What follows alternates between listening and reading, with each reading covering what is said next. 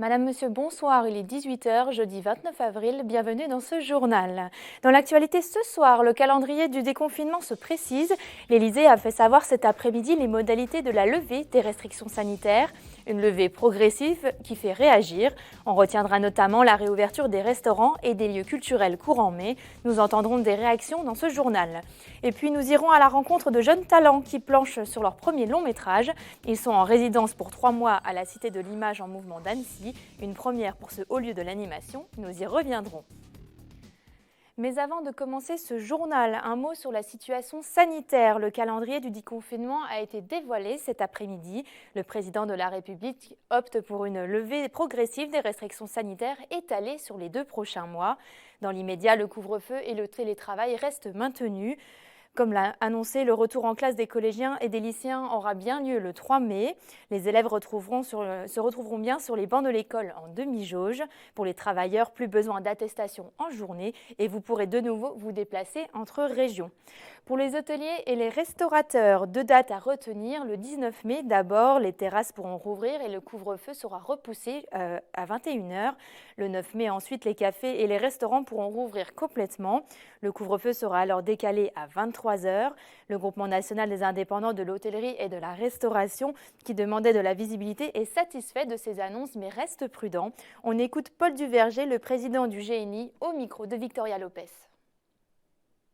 Le gouvernement a suivi un petit peu nos recommandations d'essayer de travailler dans la perspective et de se donner un programme qui devrait nous amener jusqu'au début de l'été. Donc, ça nous permet, je dirais très clairement, de se mettre en place. Nous, déjà, on avait demandé un délai pour ne serait-ce que préparer l'ouverture, parce qu'il faut remobiliser les équipes, réorganiser les approvisionnements, mettre en place les menus, faire vérifier les installations techniques, etc. Donc, cela, on est dans ce délai. Maintenant, après, bien évidemment, la vraie question, c'est est-ce qu'on espère tous que ce programme sera respecté de façon à ce qu'on puisse arriver à une organisation et une activité quasi normale le plus rapidement possible. Alors maintenant, ce qui est important, c'est de se donner cette perspective de travail. Aujourd'hui, on le comprend bien, avec ces restrictions sanitaires, il sera quasiment impossible d'atteindre la rentabilité de l'établissement. Parce que si vous n'avez pas un minimum, je veux dire, quand on parle de 50% ou que les terrasses, ce n'est pas avec ce chiffre d'affaires aussi le bienvenu soit-il que l'on va pouvoir équilibrer nos affaires. Donc, l'objectif maintenant, c'est de faire en sorte que les aides soient proportionnées à l'activité. Et c'est bien la discussion que nous avons maintenant avec le gouvernement, de façon à pouvoir accompagner le mieux possible cette reprise d'activité. Et on verra de ce qu'il en est au fur et à mesure que les semaines vont passer. Les cinémas comme les salles de spectacle et les musées pourront accueillir de nouveau des clients à partir du 19 mai avec une jauge limitée. Après plus de 5 mois de fermeture, il s'agit là d'un énorme soulagement pour les exploitants. Sébastien Germain a rencontré ce jeudi après-midi François Bonifaci, le directeur du cinéma de la Turbine. Ah bon, on est ravis, on est heureux, on n'attendait que ça. Depuis 5 mois, on attendait de pouvoir réouvrir les salles. Notre plaisir, notre envie, c'est d'accueillir des spectateurs. Ça fait quand même 5 mois que là, on fait de l'administratif, on court pour essayer de sauver un petit peu l'année au niveau budgétaire, économique. Et là, on va enfin faire le cœur de notre métier, c'est-à-dire proposer des films à des spectateurs. Donc oui, c'est une très bonne nouvelle. Il faut qu'on attende aussi les distributeurs, qu'ils arrivent à se caler, à caler les sorties de films, etc. On a déjà sous le coude, évidemment, tous les films qui ont dû s'arrêter lors du premier confinement. Donc, dès la première minute où l'on pourra diffuser des films, on sera présent. Il y aura des propositions cinématographiques. Et c'est une très bonne nouvelle aussi parce que ça me dit que les gens vont sortir aussi de chez eux, quoi. Et j'ai appris que le même jour, les terrasses allaient ouvrir. Donc, les spectateurs pourront revenir au cinéma et en plus aller boire un coup avant ou après, ce qui est pas mal. On ne savait pas trop, on pensait que ça allait tomber demain dans les journaux, on l'a appris maintenant. Et oui, il y a de l'émotion parce que y a un petit peu de peur aussi. Il faudra remettre en route les machines, il faudra remobiliser les équipes, mais je pense que dès que la première personne va arriver pour prendre un ticket, tout de suite la flamme va repartir et on sera parti pour une très longue période.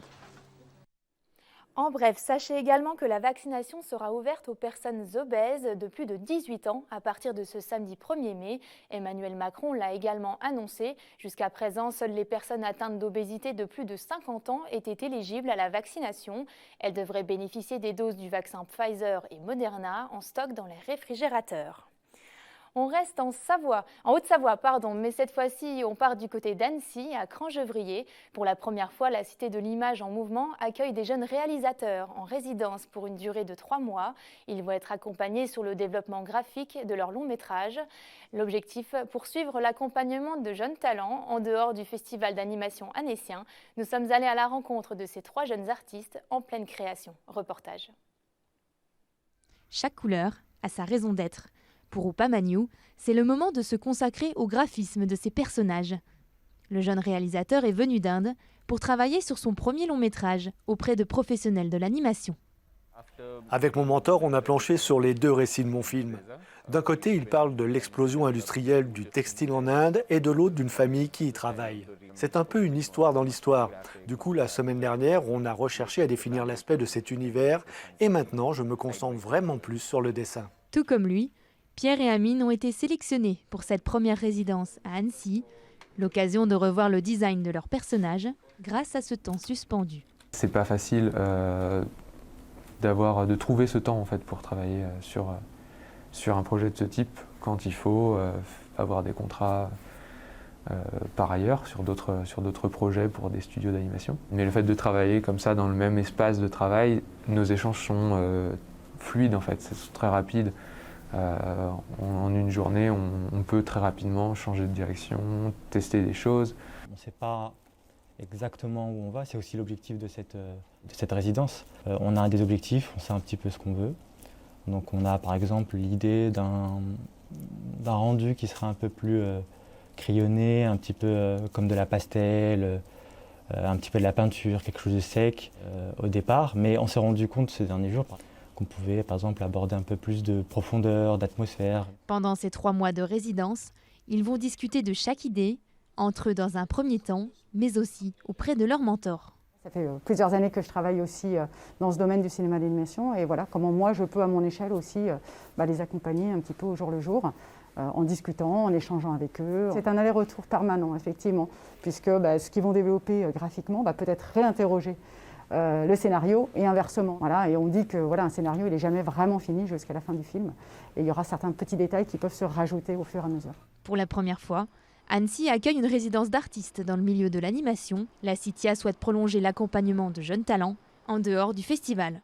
L'idée, c'était qu'Annecy devienne aussi c'est une terre de festival, devienne aussi une terre de création en accompagnant des réalisateurs, des réalisatrices sur un projet de long métrage et sur la partie du développement graphique. Et l'histoire est encore loin d'être terminée. Il leur faudra encore 5 à 6 ans avant d'arriver à l'épilogue de cette aventure. Et on poursuit dans l'imaginaire collectif et plus particulièrement dans celui de la poésie avec la sortie du livre d'Olivier Dodane, Ainsi vêlent les glaciers, publié par l'auteur lui-même. Plus proche du recueil que du récit, l'écrivain nous livre son expérience et son combat contre un cancer particulièrement cruel à travers un voyage en altitude.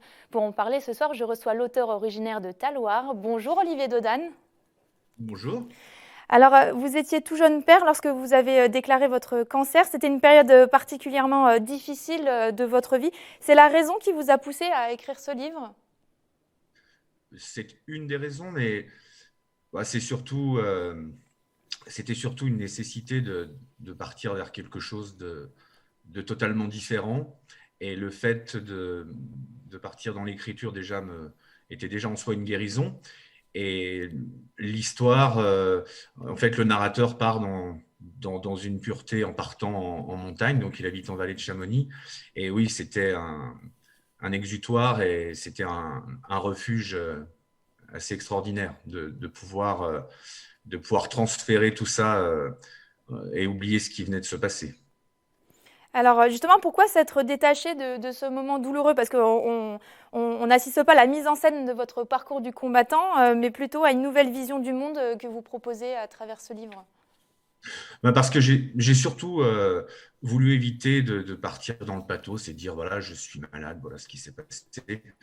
Je voulais vraiment voir la chose différemment. Et le fait de s'approcher d'un glacier en allant discuter avec lui me paraissait assez intéressante. Et en même temps, voilà, on est dans un voyage qui est onirique, qui s'approche de la poésie. Et c'est un peu compliqué comme exercice de trop se raconter. Ça aurait été un peu nombriliste aussi de parler de la maladie voilà, dans tous ces détails. Donc, j'ai préféré prendre le travers en traitant ça par la poésie. Voilà, s'il y a un bon médicament, c'est celui-ci. Alors effectivement, on est loin du format narratif. Justement, pourquoi ce choix de la poésie plutôt que la prose? Vous êtes plus à l'aise en poésie? Oui, certainement déjà, effectivement. Et il y a peu d'invention. C'est vrai que sur ce coup-là, c'est assez autobiographique.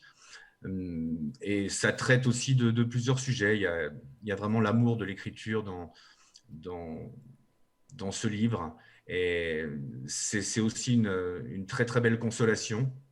Et la genèse, c'est vraiment ça, c'est de se dire comment faire quand on se dit que la vie va peut-être être écourtée, on se dit qu'on ne comprend pas grand-chose à toute cette aventure. Donc, on prend la chose voilà, avec détachement, si c'est possible.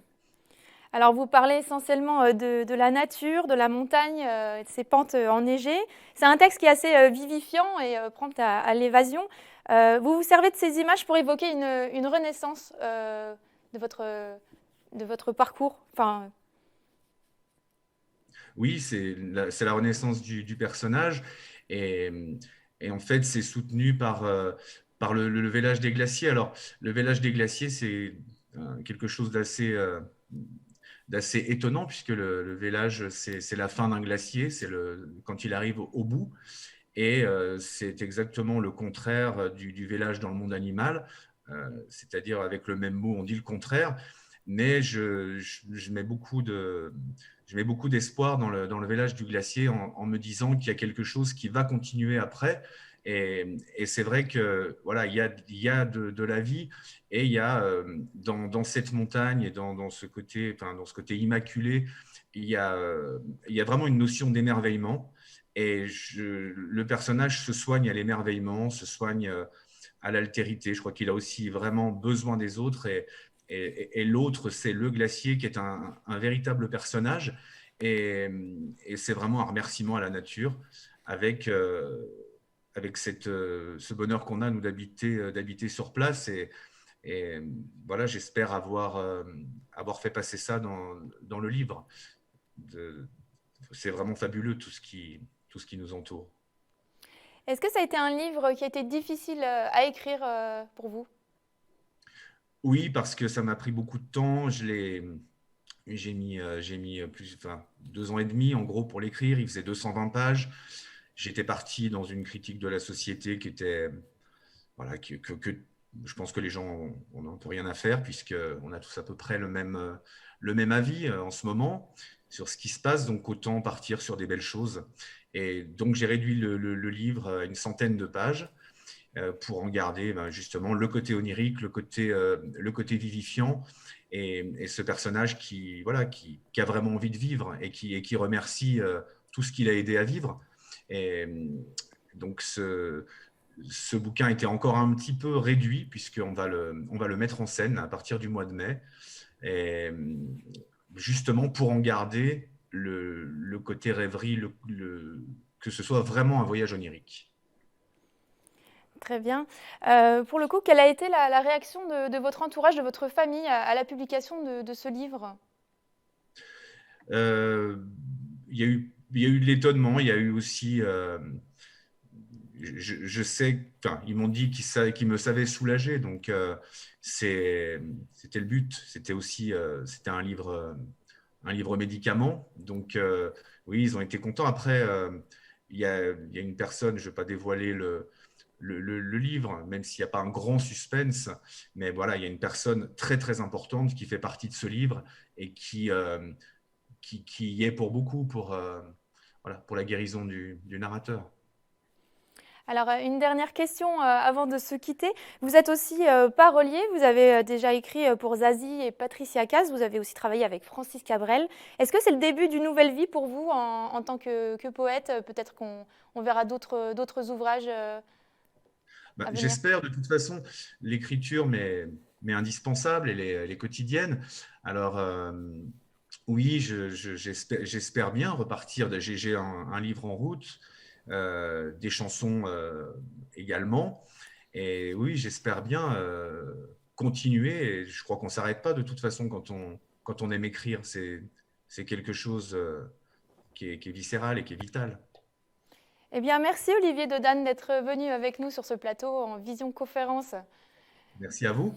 Bonne soirée. Bonne soirée. Le mois d'avril se termine et vous avez sans doute aperçu quelques brins de muguet fleurir au détour de chemins boisés. Chaque année, les petites clochettes aux arômes délicats font l'objet de longues cueillettes pour petits et grands. Mais dans le cercle vuillermais, c'est plutôt une affaire de famille. Ils sont producteurs de fleurs depuis plus de 50 ans à Bassins. Et depuis 10 ans, la famille a rajouté une nouvelle culture à ces nombreuses espèces, celle du muguet. Une culture exigeante, comme vous allez le voir dans ce reportage de Fanette de Buisson. Le mois de mai est la période de l'année pour les horticulteurs. Ici, il représente 40% du chiffre d'affaires annuel. En tête d'affiche, à 2 jours du 1er mai, le muguet, une petite culture sur l'ensemble des 8000 m² de serre, mais une petite culture qui demande de l'attention. L'intérêt pour nous, c'est qu'au niveau culture, c'est une culture très très courte et chaque jour compte. Donc c'est ça qui rend c'est un petit côté challenge chaque année. Le muguet est un rhizome, donc on reçoit des griffes, un griffe, une fleur. On reçoit ça fin mars, conditionné par des producteurs de griffes, congelés. On le décongèle tranquillement, on le plante début avril. Et ensuite, on sait qu'on a un forçage, donc, puisqu'on parle de forçage, puisqu'il est en serre, de 20 jours à peu près. On peut jouer sur les températures, c'est-à-dire que s'il est en avance, on le met plus au froid. Et s'il est en retard, on peut éventuellement le changer de serre pour le chauffer un petit peu plus. Et on essaye donc d'avoir un muguet à point pour le 1er mai, c'est-à-dire avec quelques clochettes restant à s'ouvrir, puisque le muguet reste quand même éphémère. Il faut 2 années en pépinière pour cultiver les griffes, une culture fragile qui connaît une pénurie depuis plusieurs années. Avec les étés secs, etc., les producteurs n'arrivent pas à avoir la quantité souhaitée. Et donc on savait qu'on manquerait, on nous a réduit de 40% à peu près notre commande en griffes, puisqu'on commande en gros, c'est une toute petite production, 2000 griffes seulement, pour faire à peu près 5 à 600 pots. Et l'année dernière, on n'a pu faire que 200 pots. Le 1er mai à 10 h, on n'avait plus de muguet, on était embêtés. Et a priori, je pense ça va bien se passer. Je pense qu'on aura du muguet jusqu'à midi le 1er mai. Cette année, puisqu'on a pu en planter un peu plus. La collecte 2021 est particulièrement belle, la meilleure de ces 10 dernières années pour l'horticulteur. Une bonne raison de se prêter au jeu de cette tradition qui remonte à la Renaissance en France. Et j'ajoute que cette année, malgré le 3e confinement et contrairement à l'an dernier, les points de vente tenus sur la voie publique par des associations et par des particuliers sont autorisés dans le respect de la limite des rassemblements à 6 personnes et du périmètre de 10 km. Et c'est la fin de ce journal. Merci de l'avoir suivi. Dans un instant, la météo de Thierry Paul, mais un nouvel épisode de votre émission Panorama, consacrée cette semaine au lac du Bourget. Ce soir, Fanette de Buisson est allée chercher des clés de compréhension auprès de 2 chercheurs du Cartel pour mieux connaître cet écosystème si fragile. Quant à moi, je vous retrouve demain pour le journal à 18 h. Je vous souhaite une très belle soirée sur 8 Mont Blanc. Prenez soin de vous, à très vite.